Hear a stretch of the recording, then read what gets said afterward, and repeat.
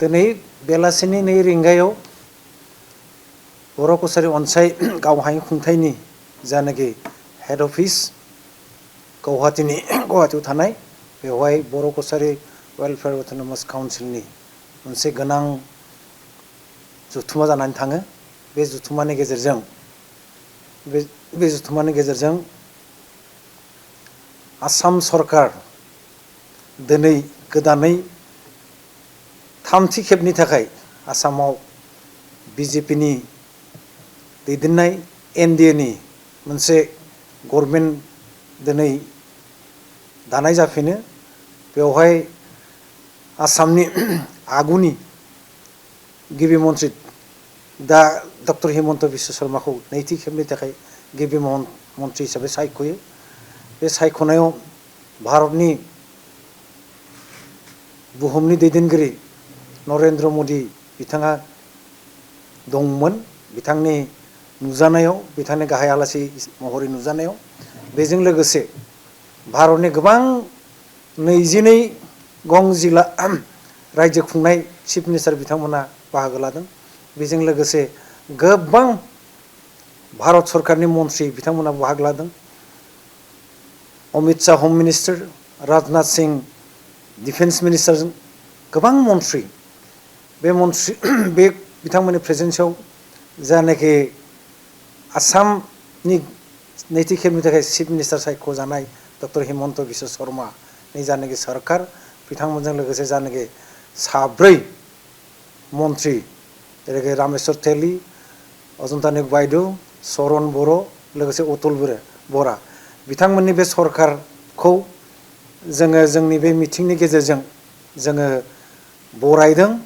लोगोसे आसामनि जानाखि नैथि खेबनि थाखाय सायख'जानाय गिबि मन्थ्रि डक्टर हिमन्त बिश्व शर्मानो जोंनि काउन्सिलनिफ्राय लोगोसे बर' कसारि वेलफेयार अट'नमास काउन्सिलनि एरियानि ओनसोलनि गासै बर' रायजोनि जानानै बिथांनो जोङो रोजा रोजा साबायखर जासिदों।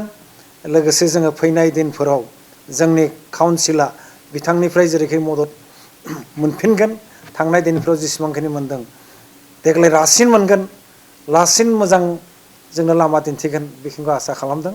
दिनैनि बे मेलाव जोंनि काउन्सिलनि खुंथायनि मानाव गाहाय मावफुं सोद्रोमा मिनिस्टार बसुमतारी दंमोन। जोंहा deputy chief executive member Ramiya' Narzary बिथांजों लोगोसे गोबां जों गासिबो बेवहाय 13 मेम्बारा जोंना बेहाय प्रेजेन्स दंमोन।